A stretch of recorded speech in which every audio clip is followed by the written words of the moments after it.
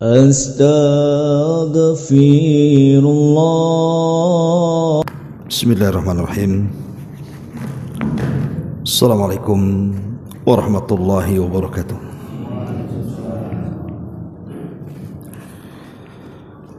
Alhamdulillah wassalatu wassalamu ala Rasulillah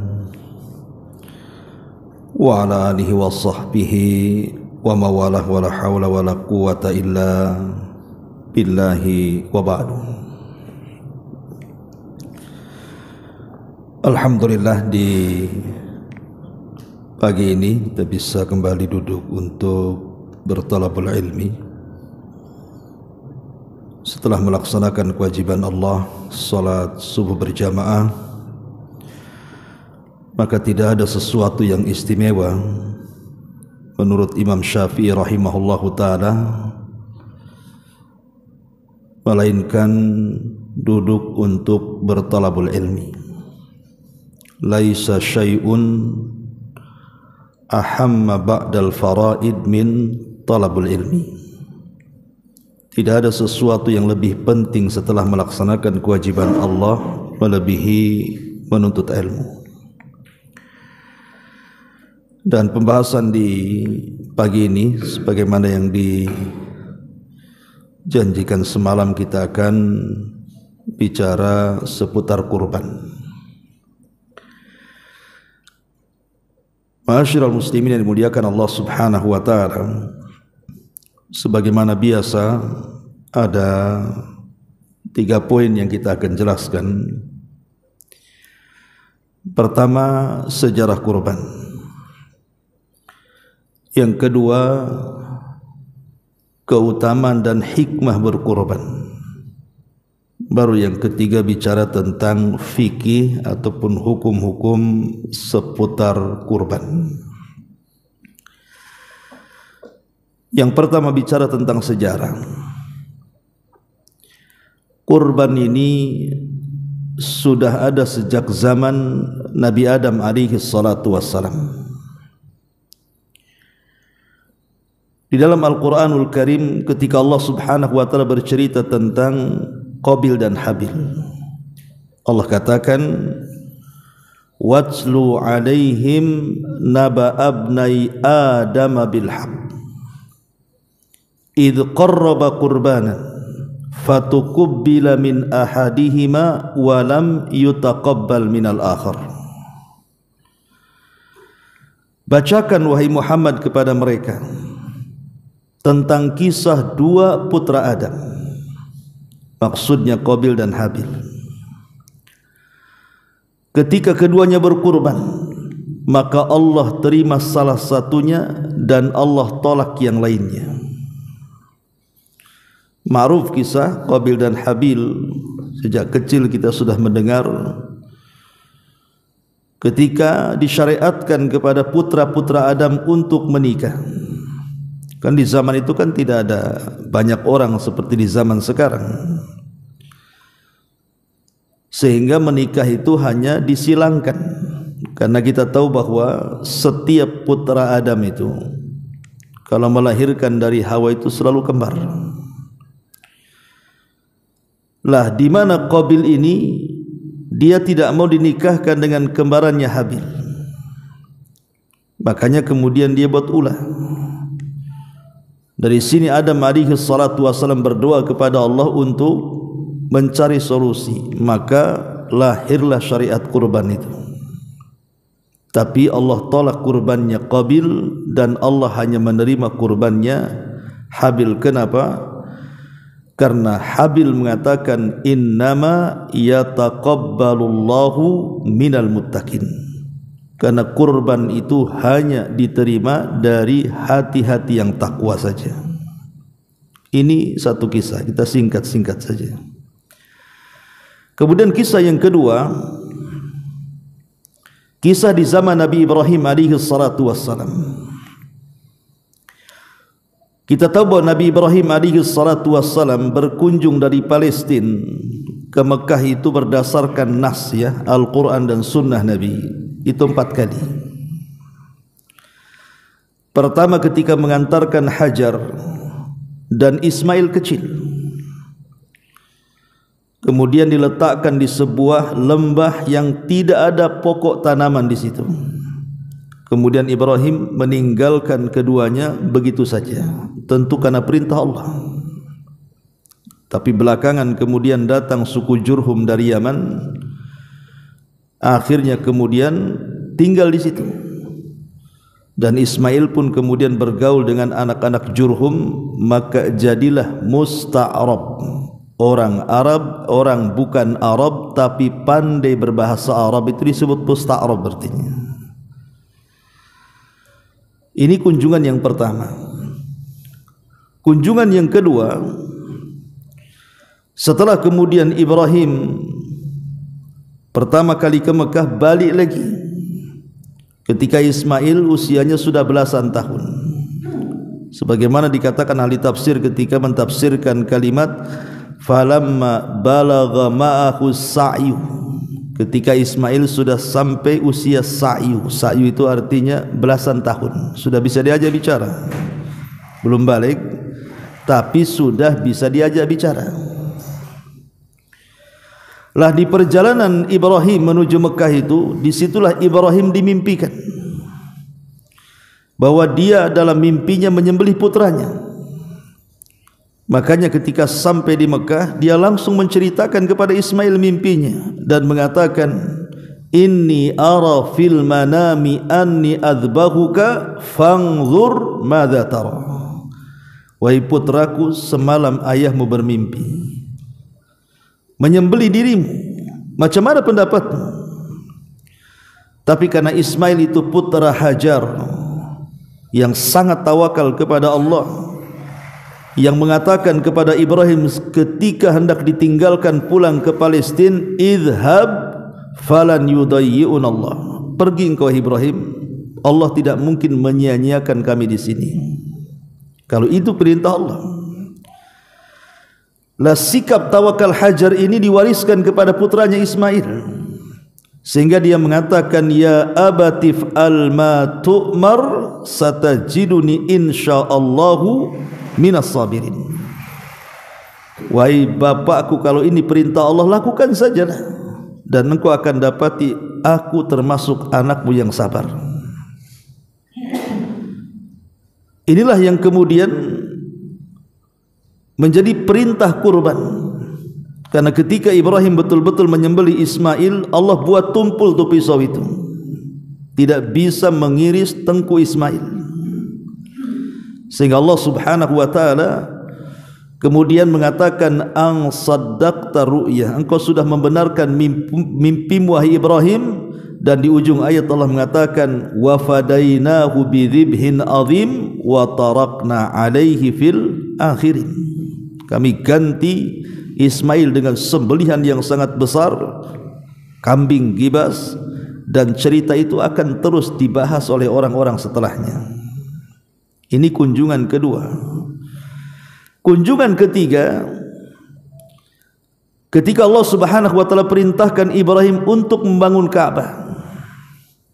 Ibrahim datang lagi itu dari Palestina menuju Mekah, kemudian mengatakan kepada Ismail bahwa Allah memerintahkan aku untuk membangun Ka'bah di sini. Tidakkah kau membantuku wahai Ismail? Kata Ismail, aku siap membantumu. Maka akhirnya keduanya pun membangun Ka'bah, dan itu disyaratkan dalam Al-Quran. Wa idh yarfau Ibrahimul qawa'ida minal baiti wa Ismail. Ingatlah ketika Ibrahim meninggikan pondasi Ka'bah, Baitullah, bersama putranya Ismail. Lah dari kunjungan yang ketiga inilah terjadi syariat haji. Baru yang terakhir, berdasarkan nas hadis yang terdapat dalam Sahih Bukhari, di mana kunjungan yang keempat ini ketika Ismail sudah menikah. Jadi Ibrahim pengen tahu istrinya seperti apa. Tapi ketika kemudian berjumpa dengan istri pertamanya, rupanya akhlaknya sangat buruk sekali. Sehingga Ibrahim berpesan kepada istrinya, bilang kepada suamimu kalau datang, ghayyir atabatababik, gantilah tu tangga menuju depan rumahmu tu. Kemudian Ibrahim pergi lagi ke Palestina. Ketika Ismail kemudian pulang dari pekerjaannya, tiba-tiba dihabarkan oleh istrinya bahwa ada orang tua datang seperti ini sifatnya. Tiba-tiba dia mengatakan seperti itu, ghayyir atabatababik, katanya. Maka Ismail mengatakan, celaka engkau itu bapakku, dia berpesan agar aku menceraikan kamu. Maka diceraikanlah istri pertamanya. Kemudian Ismail menikah lagi dengan suku Jurhum lainnya. Lah kebetulan istri keduanya ini salihah. Lah dari keturunan istri kedua inilah sampai kepada Adnan, dan Adnan sampai kepada Rasul kita Muhammad sallallahu alaihi wasallam. Ketika Ibrahim kemudian melihat istrinya yang kedua dan dikatakan istrinya sangat salihah, maka Ibrahim berpesan kepada istrinya, bilang sama suamimu, la tughayyir atabatababik, jangan kau ganti lagi itu tangga tu, katanya. Ini cocok untukmu, katanya. Inilah yang ternaskan Ibrahim itu bolak-balik Palestina ke Mekah. Ya mungkin bisa lebih. Kita kan cuman menceritakan berdasarkan nas Quran dan hadis sahih saja. Tapi yang ingin saya ceritakan adalah kunjungan Ibrahim kedua kalinya, di mana kemudian terjadilah syariat kurban di situ. Ini di antara kisah yang kedua. Kisah yang ketiga, ya di masa Nabi sallallahu alaihi wasallam, kapan disyariatkan kurban itu? Ulama sejarah mengatakan bahwa disyariatkan kurban itu terjadi pada tahun kedua Hijriah. Karena kita tahu bahwa Ramadan itu disyariatkan pada tahun kedua Hijriah. Dan dari Ramadan ke Idul Adha itu kan cuma lewat 3 bulan. Artinya masih dalam tahun yang sama. Di situ disyariatkan puasa, disyariatkan Idul Fitri, disyariatkan zakat, disyariatkan Idul Adha, dan disyariatkan kurban. Ini 5 syariat ini terjadi di tahun yang sama, 2 Hijriah.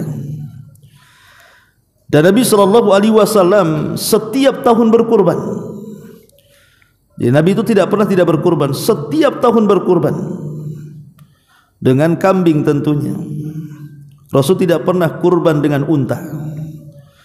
Rasul kurban dengan unta itu saat Hajjatul Wada saja, saat haji wada, dengan 100 ekor unta, yang 70 disembelih sendiri, yang 30 diserahkan kepada Ali. Kemudian Rasul berpesan kepada Ali, jangan kau kasih upah kepada para tukang jagal. Maka Ali pun kemudian mengambil upah dari kantongnya sendiri. Nanti hukumnya, ada hukum tentang memberi upah kepada tukang jagal, karena Rasul berpesan kepada Ali. Inilah Rasul pernah berkurban dengan unta. Itu pun bukan al-udhiyah bahasa Arabnya, tapi al-hadiyu. Beda, kalau kurban haji disebut hadiyu, kalau kurban selain haji disebut al-udhiyah. Tapi sepanjang tahun sejak disyariatkan kurban, Rasul tidak pernah kurban dengan unta. Rasul selalu berkurban dengan 2 kambing yang sangat besar, yang sangat gemuk, yang kedua-duanya bertanduk dan memiliki warna amlah. Amlah itu satu badannya putih, tapi khusus sekitar matanya hitam, kakinya hitam, perutnya hitam, selebihnya putih. Itulah warna kesukaan Nabi. Dalam bahasa Arab disebut amlah namanya. Karena disebutkan dalam hadis Nabi SAW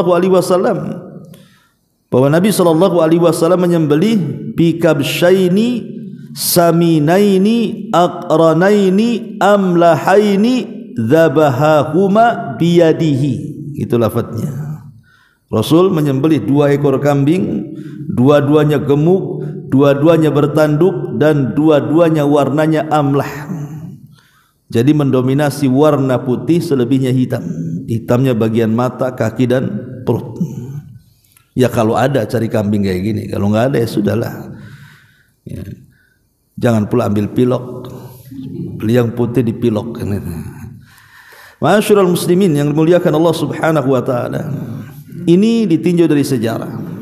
Masuk pada poin kedua, hikmah kurban. Pertama, hikmah kurban, ya sudah tadi kita sudah jelaskan bahwa kurban itu adalah dalam rangka mengikuti sunnah Ibrahim. Ada hadis tapi dilemahkan oleh para ulama. Seperti Syalbani melemahkan hadis ini.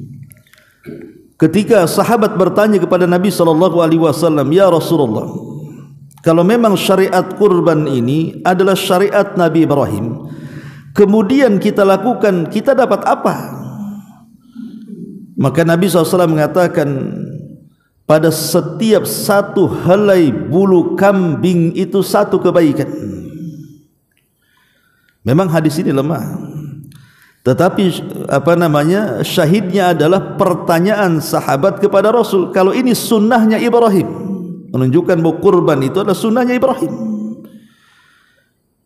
Dan kita juga dituntut untuk mengikuti syariatnya Ibrahim, karena Allah mengatakan anittabi millata Ibrahim, hendaklah kita mengikuti agama Ibrahim. Lah salah satunya syariat Ibrahim adalah kurban. Jadi kalau kita berkurban berarti menghidupkan sunnahnya Nabi Ibrahim alaihi salam. Ini yang pertama. Yang kedua, kurban ini mengingatkan kita tentang kesabaran. Bagaimana Allah Subhanahu wa taala menguji Ibrahim loh ya. Ibrahim itu sudah tua, istrinya sudah tua, anaknya baru satu, Ismail. Tiba-tiba kemudian sudah lama kepengen anak, sudah ada anak, tiba-tiba disuruh menyembelih.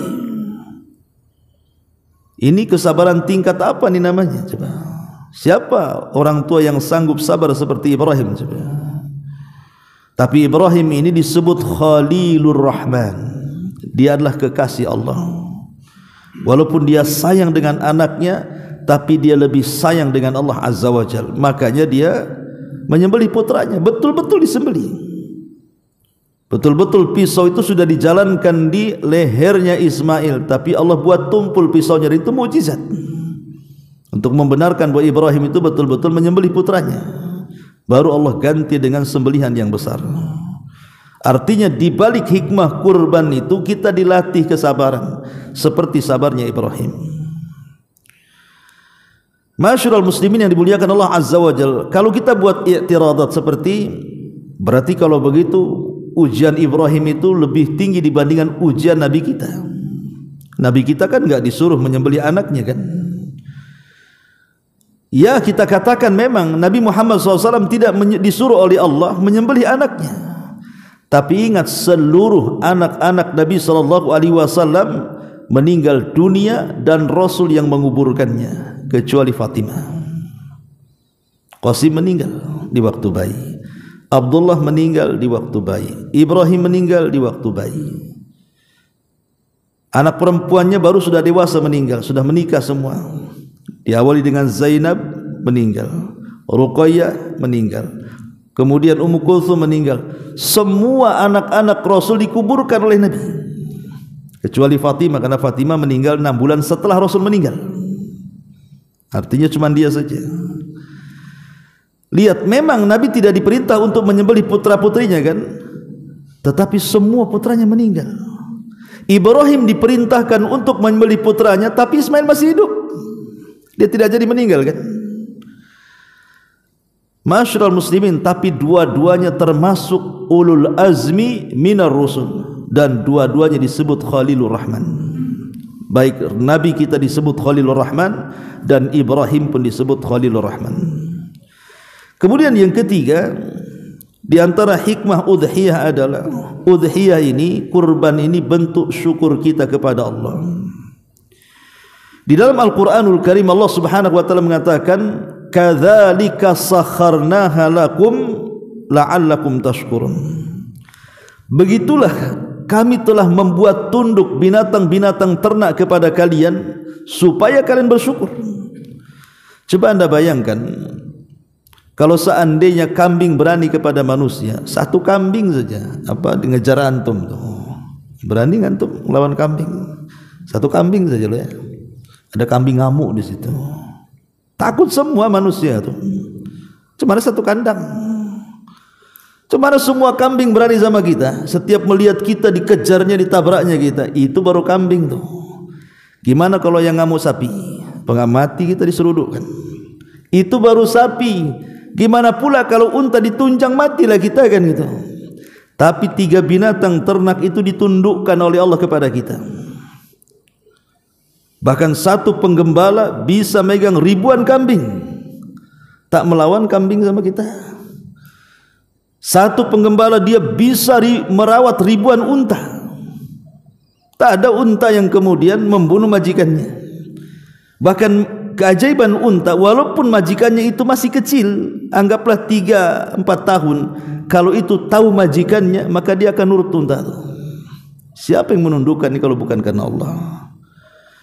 Sehingga dengan ditundukkan binatang ternak, kita bisa makan satenya, kita bisa minum susunya, kita bisa jadikan tunggangannya. Ini kan nikmat semuanya nih. Lah ketika Allah tundukkan binatang-binatang ternak ini, Allah katakan kadzalika sakharnaha lakum. Begitulah kami tundukkan itu kepada kalian. Allah hanya minta satu, la'allakum tashkurun, bersyukur kalian. Dengan cara apa? Berkurban dari hewan ternak itu. Entah dengan kambing, entah dengan sapi, entah dengan unta, ya. Ini yang ketiga. Kemudian yang keempat, kurban juga al-udhiyatu syairatun min syairil Islam. Bahwa udhiyah atau kurban itu termasuk syiar-syiar Islam. Termasuk syiar-syiar Islam. Artinya ada amalan yang sifatnya disembunyikan, ada amalan itu yang dan sifatnya ditampakkan. Lah kurban ini amalan yang ditampakkan. Makanya antum jangan beli kambing disembelih di dapur, orang enggak tahu tetangga. Karena ini syiar harus tampakkan, sama dengan azan, sama dengan salat jamaah. Ini bagian daripada syiar-syiar Islam. Makanya ketika Imam Ibn Utsaimin, Muhammad Ibn Utsaimin rahimahullahu taala ditanya, apakah boleh kemudian berkurban itu dipindahkan ke lain daerah? Umpamanya antum memindahkan dari Uban, orang tuanya di kampung, udahlah kirim ke kampung aja lah, kurban di kampung gitu kan. Maka jawaban al-Imam Muhammad Ibn Utsaimin atau Syekh Utsaimin rahimahullahu taala mengatakan sebaiknya tidak. Sebaiknya berkurban di sini. Tidak perlu diantar ke kampung. Kenapa? Karena kurban itu syiar dari syiar Allah. Ketika kemudian kita kirim kurban itu ke kampung, maka akan banyak sunnah yang ditinggalkan. Pertama, kata beliau, sunnah memilih kurban. Karena ketika kita membeli kurban itu ada niat ta'yin kepada pedagangnya, Pak, saya beli kambing untuk kurban. Harus jelas. Kalau saya beli kambing saja, maka ini bukan hewan kurban, karena belum ada niat. Ya, dan niat kurban itu dilafadzkan. Kemudian juga yang kedua, sunnah menyembelih. Menyembelih kan sunnah hukumnya. Kemudian yang ketiga, sunnah makan. Kemudian yang keempat juga dibagi-bagikan kepada fuqara dan masakin tempatan. Itu akan hilang semuanya. Kalau seandainya kurban itu dialihkan ke tempat lain, kecuali kata beliau, memang tempat-tempat itu sangat berhajat, seperti umpamanya terjadi gempa, terjadi tsunami, akhirnya kemudian mereka pun berada di pengungsian, kelaparan, itu lain lagi ceritanya. Ya. Intinya bahwa kurban ini termasuk syiar daripada syiar-syiar Allah Subhanahu wa taala, dan siapa yang mengagungkan syiar Allah, maka itu bentuk takwa kita kepada Allah. Wa man yu'azzim sya'airallah fa innaha min taqwal qulub, kata Allah. Ini di antara hikmah kurban yang keempat. Kemudian yang kelima, di antara hikmah kurban juga adalah tausi'atu lil fuqara'i wal masakin, dalam rangka menyenangkan hati-hati orang-orang fakir dan miskin. Karena nanti kita akan bahas tentang pembagian kurban itu. Memang ada sebagian para ulama mengatakan pembagian kurban itu dibagi dua. Maksudnya antara korbaner dengan yang disedekahkan itu bagi dua. Tapi ada juga yang mengatakan dibagi tiga. Maksudnya sepertiga kemudian disimpan, kemudian sepertiganya dihadiahkan, dan sepertiganya disedekahkan. Dan Imam Ibnu Qudamah rahimahullahu taala mengatakan inilah pembagian yang sunnah yang dipilih oleh Imam Ahmad ibn Hanbal. Tetapi sekali lagi pembagian seperti ini bukan pembagian wajib, tidak. Seandainya kita mau menyerahkan semua kurban ke panitia, enggak usah, sehingga enggak makan kambing, ambil sedekahkan semua, tidak ada masalah. Ataupun sebaliknya, bawa kambingnya ke rumah semua. Nih, saya punya kambing, tolong sembelih, tolong kuliti, ini upahnya. Tapi semuanya setelah dikeresekin bawa ke rumah semua. Boleh? Boleh, tidak ada masalah. Cuman tega saja. Kok bisa kalau kayak gitu tuh? Kan gitu. Kalau nggak ngasih orang-orang kan itu. Tapi kan secara pembagian tidak ada masalah, karena kan bukan pembagian yang lazim. Ya, memang sunnahnya dibagi tiga, itu pun berdasarkan hadis Nabi SAW, kulu waddakhiru wa tasaddaqu, kata Rasul, makan, simpan, sedekahkan. Seolah-olah di sini bagi tiga kan begitu. Ya. Tapi yang mengatakan dibagi dua berdasarkan dalil Al-Quran, wa kulu minha wa at'imul qani al-mu'tar, makanlah dan selebihnya berikan kepada orang-orang yang berhajat dan membutuhkan. Jadi yang berdalil dibagi dua ayat Quran, yang berdalil dibagi tiga hadis Nabi. Tapi sekali lagi ini semua sunnah, tidak wajib. Ya. Masyaallah muslimin yang dimuliakan Allah Azza wa Jalla, intinya bahwa kurban ini ada bagian sedekah para fuqara wal masakin, dan itu bentuk yang semalam saya jelaskan, amalan yang disebut dengan jabrul qulub tadi, menyenangkan hati-hati para orang-orang miskin yang terkadang mereka tidak pernah makan daging, atau mungkin makan daging jarang-jarang, atau mikir juga mau beli daging itu karena mahal kan itu. Tapi ketika kemudian mereka kita sedekahkan kan senang juga. Kemudian juga diantaranya adalah tausiatu lil ahli wal aqarib wal jiran, untuk menyambung keakraban antar keluarga.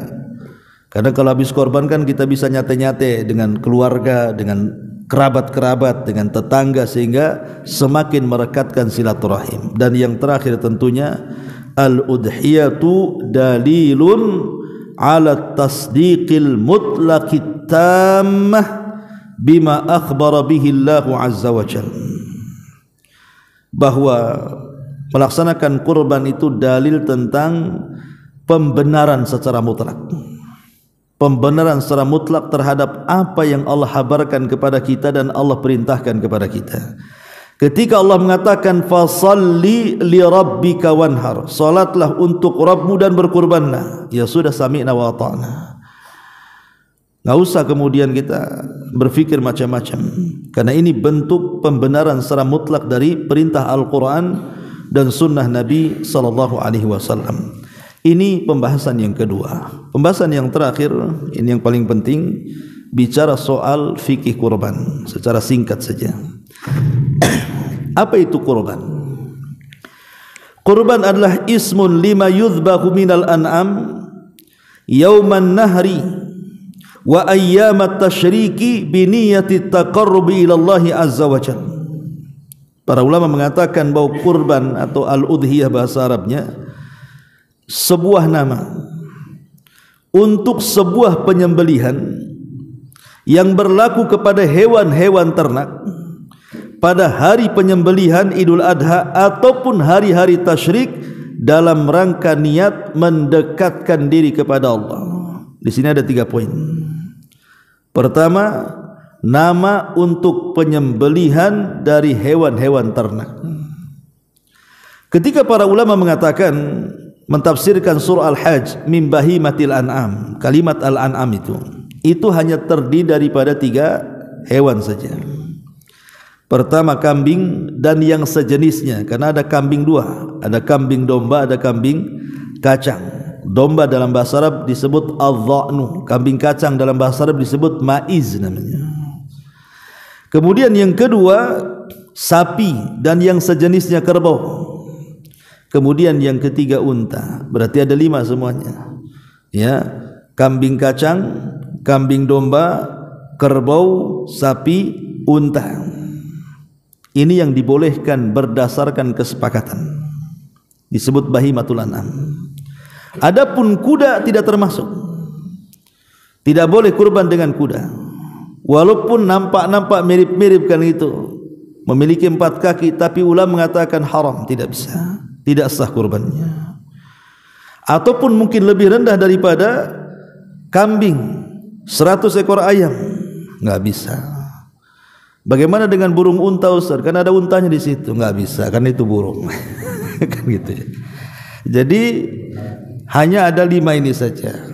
Kemudian juga yang harus dipahami di sini, ya, yang kedua dari definisinya adalah yauman nahri wa ayyamat tasyrik. Berarti kurban itu dilakukan di hari penyembelihan. Kapan? Tanggal 10. Itulah seafdal-afdalnya penyembelihan, tanggal 10. Tetapi diberikan keringanan, kalau tanggal 10 tidak bisa menyembelih, boleh tanggal 11-nya, boleh tanggal 12-nya, boleh tanggal 13-nya, atau disebut dengan ayyamut tasyrik, hari tasyrik, ya. Artinya berawal dari setelah salat Idul Adha dan berakhir sebelum tergelincirnya matahari terbenam di hari ke-13. Kemudian poin yang ketiga dari definisi ini, biniyati taqarrub ilallah. Kurban itu niatnya karena Allah, bukan pamer-pameran kan itu, enggak, karena niat karena Allah. Ini 3 poin daripada definisi tadi. Bagaimana hukumnya? Para ulama berbeda pendapat tentang masalah hukum kurban ini. Tentu kita cerita bagi yang mampu ya. Kalau yang tidak mampu ya nggak ada hukumnya. Kita cerita bagi yang mampu. Pertama, jumhurul ulama mengatakan bahwa hukum kurban itu sunnatun muakkadatun. Apa sih sunnah muakkadah itu? Kalau sunnah saja tanpa ada muakkadah, Rasul kadang melakukan, kadang meninggalkan. Tapi sebuah sunnah kalau sudah digandengkan kalimat muakkadah, berarti sunnah itu tidak pernah ditinggalkan oleh Nabi SAW. Karena Rasul tidak pernah meninggalkan kurban. Sejak disyariatkan sampai wafat, Rasul tidak pernah meninggalkan kurban. Setiap tahun Rasul berkurban. Makanya jumhur ulama mengatakan sunnah muakkadah. Dalilnya adalah hadis tentang larangan mencukur rambut dan kuku bagi orang yang hendak berkurban. Karena Rasul mengatakan, "Idza ra'aitum hilala dzil hijjati wa arada ahadukum an yudhhiya falyumsik an sya'rihi wa adhafirihi."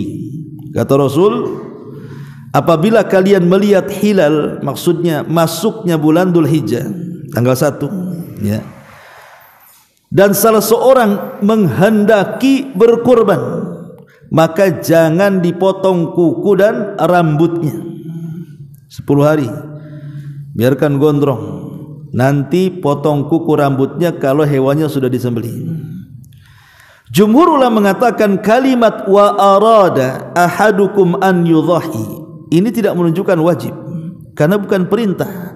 Rasul yang mengatakan dan salah seorang menghendaki untuk berkurban, ini bukan perintah. Kecuali kalau bentuknya berkurbanlah, itu baru perintah, itu wajib, ya. Kemudian berdalil juga dengan perbuatan Abu Bakar dan Umar. Karena Abu Bakar dan Umar pernah tidak berkurban, padahal keduanya bisa berkurban, untuk menunjukkan bahwa kurban itu tidak wajib. Tetapi pendapat yang lain mengatakan kurban itu wajib, dan ini pendapat Imam Auza'i, Imam Al-Laitsi, Abu Hanifah, salah satu riwayat daripada Imam Ahmad. Kenapa? Karena ada hadis yang mengatakan man wajadalahu sa'atan bi an yudhahiya falan yudhahiya fala yaqrabanna musallana, kata Rasul. Siapa yang diberikan keleluasaan harta, kata Rasul, untuk berkurban, kok tidak berkurban, jangan pernah dekat tempat sembahyang kami. Artinya diusir dari solat Id zaman Nabi. Pengusiran, ancaman pengusiran orang yang sanggup berkurban tidak berkurban dari tanah lapang, dan tidak boleh terlibat dalam salat Id ini. Kata pendapat yang kedua, ancaman itu menunjukkan wajib. Terlepaslah kita ini bicara apakah yang mengatakan sunnah muakkadah ataukah wajib.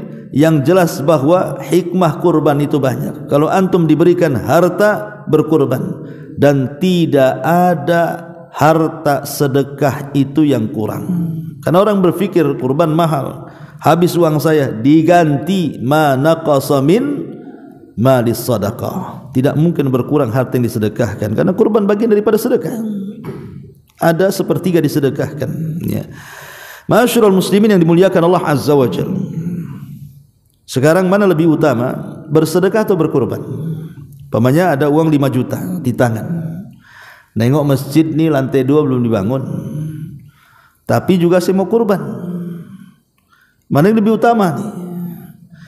Maka Imam Ibnu Utsaimin rahimahullahu ta'ala dalam kitabnya Syarhul Mumti mengatakan, dzabhul udhiyati afdalu minas sadaqati bi thamaniha, lianna dzalika amalun Nabi sallallahu alaihi wasallam wal muslimina ma'ah, wa lianna adh-dhabha min sya'airillah, falau adala an-nasu anhu ila sadaqati la ta'attalat tilka syairatu.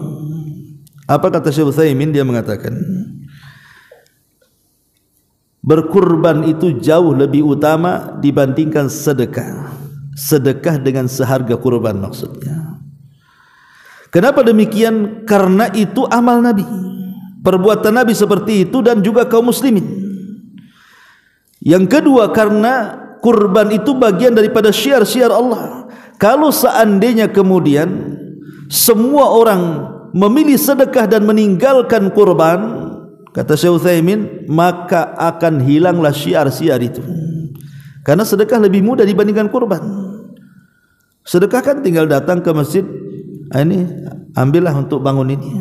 Tapi kurban tidak bisa, beli kambing dulu, disembelih lagi, dikuliti lagi, dikeresekin lagi, dibagi-bagikan, kan kerja capek tuh, ya kan? Sebenarnya kalau seandainya sedekah lebih mudah kan, tapi Rasul tidak melakukannya. Tetap Rasul berkurban. Kalau sedekah itu memang lebih afdal, tentu Rasul akan bersedekah, tapi tidak juga, Rasul tetap berkurban setiap tahun. Maksudnya di sini kalau kita punya uang di hari-hari yang disyariatkan kurban, ya sekarang inilah hari-hari disyariatkan kurban kan gitu, tanggal 1 sampai tanggal 13 kan gitu ya, kita siapkan kurban ini. Baik, kemudian yang selanjutnya adalah tentang syarat-syarat berkurban. Kita loncat saja karena waktu juga. Syarat berkurban ini pertama berkaitan dengan usia, ya. Antum kalau beli kambing, beli sapi, beli unta itu perhatikan usianya. Disebutkan di banyak kitab-kitab fikih, salah satunya Siddiq Hasan Khan, beliau mengatakan di antara usia-usia kurban yang disepakati, kita mulai dari kambing dulu. Kambing ada 2 jenis, ada al-dha'nu, ada al-ma'iz. Kalau dha'nu domba, kalau ma'iz kambing kacang. Domba usia 6 bulan sudah boleh dikurbankan. Jadi minimalnya 6 bulan ke atas. Itu domba. Adapun ma'iz, kambing kacang, itu minimalnya 1 tahun ke atas. Jadi minimal 1 tahun lebih ke atas, nggak boleh kurang. Kalau kurang tidak sah kurbannya. Kemudian sapi minimalnya 2 tahun ke atas. Kemudian unta minimalnya 5 tahun ke atas. Ini usia yang disepakati. Kalau di bawah ini dikurbankan tidak sah kurbannya. Umpamanya unta kurang dari 5 tahun, sapi kurang dari 2 tahun, kambing kacang kurang dari 1 tahun, ataupun kambing domba kurang dari 6 bulan, tidak sah kurbannya. Karena ini termasuk syarat usia ini. Makanya harus tanya kepada pakar-pakar domba. Kalau orang kan enak, berapa usianya bang? Sekian. Gak mungkin tanya domba berapa usianya. Yang tahu ya tukang domba, biasanya ditengok dari gigi kan begitu kan. Orang domba tahu, ditengok giginya tuh, rompang, oh ini sekian. Kalau bukan ahli perdombaan antum tidak tahu, kecuali antum tukang adu domba. Artinya bahwa ini dalam syarat usia ini harus ada. Ini yang pertama, ya. Yang kedua, syarat kedua adalah harus terbebas dari 4 cacat yang disepakati.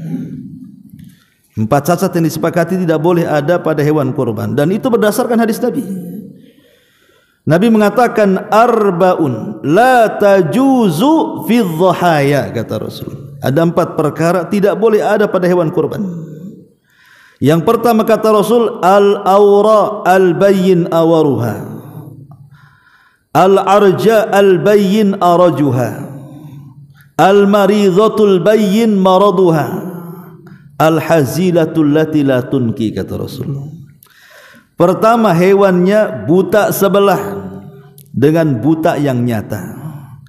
Yang kedua, hewannya pincang dengan pincang yang jelas. Yang ketiga, hewannya sakit dengan sakit yang jelas. Kemudian terlampau kurus sehingga hilang sumsumnya karena ketuaan kambingnya. Ini 4 perkara tidak boleh. Di sana ada namanya mafhum aulawi. Dalam ilmu usul fikih, mafhum aulawi itu maksudnya sesuatu yang tidak disebut lebih parah dibandingkan yang disebut. Seperti umpamanya Allah mengatakan, fala taqul lahum uf, jangan katakan kepada orang tuamu ah, berarti memukul lebih tak boleh lagi. Padahal kan memukul tidak ada larangan. Ada ayatnya melarang memukul orang tua? Enggak ada. Yang ada jangan mengatakan ah saja. Ini sebut mafhum aulawi. Ah saja enggak boleh, apalagi mukul. Itu namanya mafhum aulawi namanya. Lah kalau yang buta sebelah saja enggak boleh, macam mana yang buta dua-duanya, gitu maksudnya. Maka tidak boleh lagi. Yang satu kaki pincang itu saja enggak boleh, 4-4-nya pincang pula, makin tak boleh. Yang gitu ya. Seperti itu mafhumnya. Tapi kalau seandainya di bawah itu, ini menjadi khilaf ulama tuh. Cemana kalau seandainya di bawah daripada 4 itu? Seperti mamanya ekornya putus, telinganya sobek, itu kan di bawah itu semua kan. Ada yang mengatakan sah tapi ma'al karaha, sah tapi makruh. Ya. Tetapi kata para ulama, kalau seandainya nih antum beli kambing sehat-sehat saja, beli kambing di kandang itu sehat, nampak sehat, disuruh jalan dia bisa jalan kan itu. Kecuali kambing yang obesitas ya, kegemukan, itu bukan pincang. Ada kambing kan gemuk tuh, itu sondosip tuh apa tuh namanya tuh. Kambing gemuk tuh kan, itu tidak bisa jalan bukan karena pincang, karena gemuk. Kayak kita pun kalau gemuk susah jalan juga kan begitu ya. Maksudnya ini yang pincang, kita nggak bercerita yang gemuk ya. Jadi kalau kita beli betul-betul sehat nih, tiba-tiba di hari haknya datang kok pincang dia, boleh nggak dikurbankan? Lah Syekh Utsaimin mengatakan dalam hal ini, dia mengatakan lihat kepincangannya kenapa. Kalau karena keteledoran kita yang punya kambing, umpamanya kita kasar, dorong-dorong kambing, nyambuk-nyambuk kambing, ataupun geret kambing akhirnya terjatuh pincang, ganti dengan kambing baru.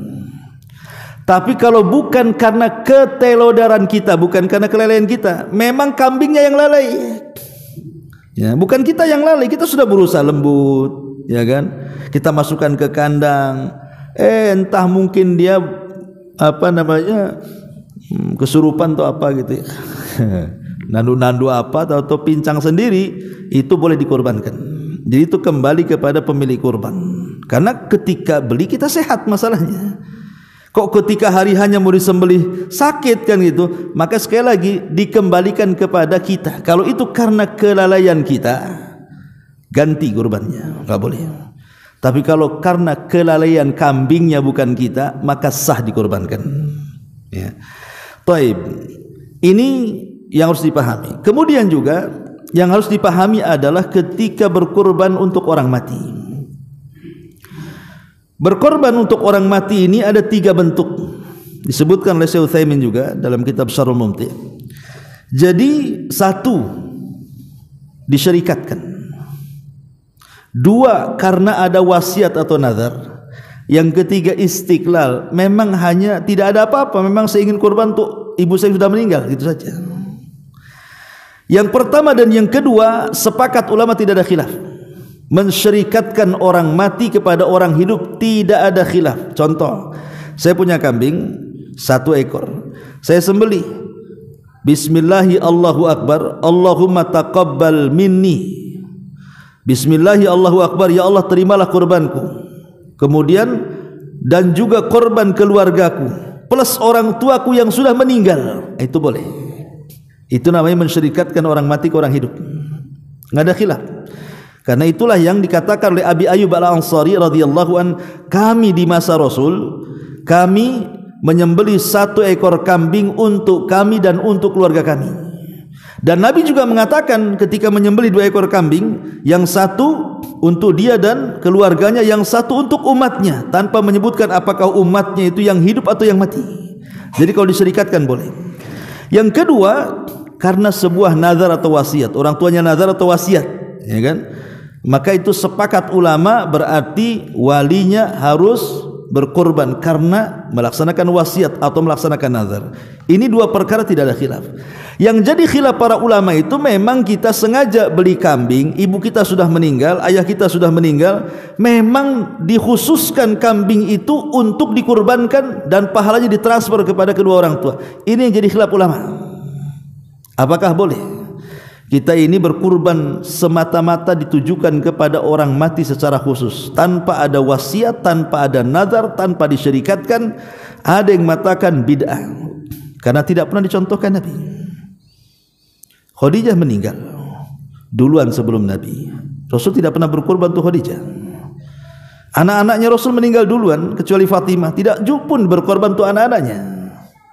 Sehingga bagian ulama mengatakan hukumnya bid'ah, ya, enggak ada korban untuk orang mati itu. Tapi sebagian para ulama mengatakan boleh, tapi jangan dikatakan sunnah. Boleh tapi jangan dikatakan sunnah. Kenapa? Karena ketika kita berkorban itu ada bagian sedekah di dalamnya. Dan sepakat ulama sedekah untuk orang mati itu boleh. Jadi ditinjau dari jenis sedekahnya saja, bukan yang lainnya, ya. Tetapi ini masalah khilaf para ulama, ya. Kalau sudah masalah fikih itu dalam bahasa ulama itu al-amru fihi wasi, perkaranya luas. Ya, tidak perlulah saling menyalahkan, bahasanya kan begitu. Kalau urusan fikih ya, lain kalau urusan akidah, ya. Intinya bahwa sebaiknya kalau ingin keluar dari khilaf, ambil yang pertama, beli kambing, kita sembelih, ya Allah ini kurbanku, kurban keluargaku plus orang tuaku yang sudah meninggal. Kan selamat tuh, keluar dari khilaf namanya, ya. Daripada kita khilaf ngomong masalah orang mati boleh enggak boleh, capek lah. Langsung poin yang pertama. Ma'asyiral muslimin yang dimuliakan Allah Subhanahu wa taala, ini sudah jam 6 ya. Sudah aja ya. Udah jam 6 masalahnya. Ya, mudah-mudahan ada manfaatnya. Sebenarnya ada 40 persoalan, tapi waktu juga, ya. Mudah-mudahan ada manfaatnya. Subhanallah bihamdika, asyhadu an la ilaha illa anta, astaghfiruka wa atubu ilaik. Allahu ta'ala.